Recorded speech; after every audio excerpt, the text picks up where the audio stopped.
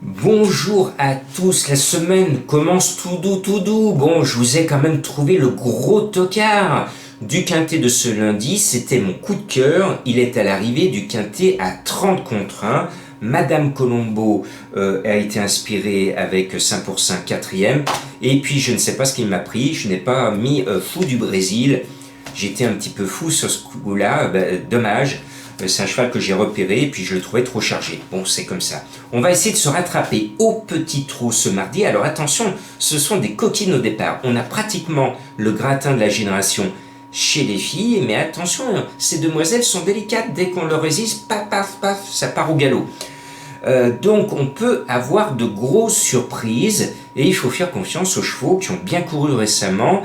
Et je suis un peu plus frileux avec ces demoiselles qui sont restées confinées à l'écurie et qui s'annoncent comme favorites. Moi j'ai un petit doute sur ces pouliches qui risquent d'avoir besoin de prendre un bol d'air pour leur rentrée. Alors je mets comme tout le monde, c'est facile, le 18, c'est la nouvelle Princesse Grasse, puisque c'est Green Grass, elle a battu le champion de sa génération, le mâle, elle l'a épinglé à son palmarès, la ligne est en béton armé, c'est la plus riche, donc que voulez-vous que je vous dise? On va mettre le 18 en tête, mais ce n'est pas un coup sûr à la gagne. Ce n'est pas un coup sûr à la gagne, ce n'est pas un épouvantail. Mais la logique voudrait qu'elle soit gagnante. Et puis, Jean-Michel Bazir, même s'il n'est pas au sulky, a fait de cette course son objectif avec le 16 Galilea Monet. Mais j'ai un petit faible pour l'élevage de Busset qui est dans notre région et j'ai souvent vu, notamment aux ventes de chevaux que j'anime, que ce soit par le passé à Vichy ou maintenant à Manicourt. Toutes les années, j'anime les ventes de Yorling avec beaucoup de plaisir. Et Madame la Comtesse de Bourbon-Busset nous présente aux ventes tous ces petits champions, tous ces petits poulains qui naissent dans l'Allier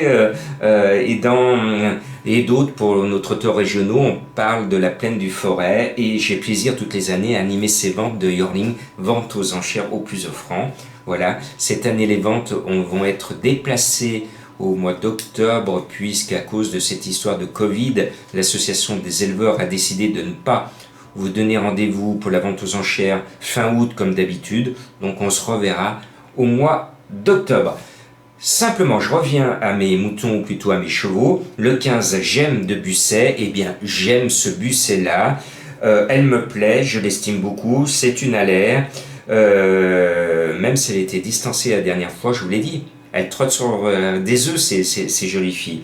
Mais dans l'ensemble, elle a un gros moteur et elle devrait se retrouver à l'arrivée. Et puis bonne nouvelle, le 5 sera à l'arrivée avec Éric Raffin. C'est Good News, ce numéro 5. Elle est en pleine forme.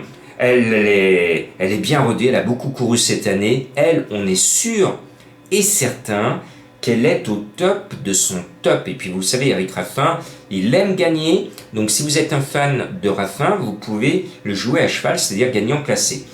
Et puis, comme hier, vous avez vu ce 9, quand j'ai découvert les partants, bam, je suis tombé sur 9. Là, j'ai réouvert et découvert les partants et paf, le 3, Goulette, j'ai même pas cherché à comprendre, je me suis dit il faut que je la mette. Et imaginez que Mademoiselle Colombo, puisque Madame Colombo est au travail, elle n'a pas pu me donner son cheval, donc dans ces cas-là, et c'est très rare, c'est Mademoiselle Colombo qui le donne, et elle me dit Madame Colombo, ma maman, elle aurait mis de toute façon Goulette, donc le 3. Donc on est deux à avoir un coup de cœur pour Goulette, et là c'est encore du 30 contre 1. Et Goulette, moi son nom me plaît, et surtout c'est Franck Nivard qui est dessus. Et donc, c'est un gros coup de poker que je vous propose. Voilà. Il faut prendre des risques, c'est ce que je vous ai appris. Si je vous donne les 8 favoris de la presse, c'est pas la peine de venir écouter les propos de Jean-Marc.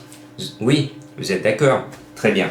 Et puis, il y en a une qui a un lion dans le moteur, c'est Gazelle du Bocage, le 6. Elle me plaît bien.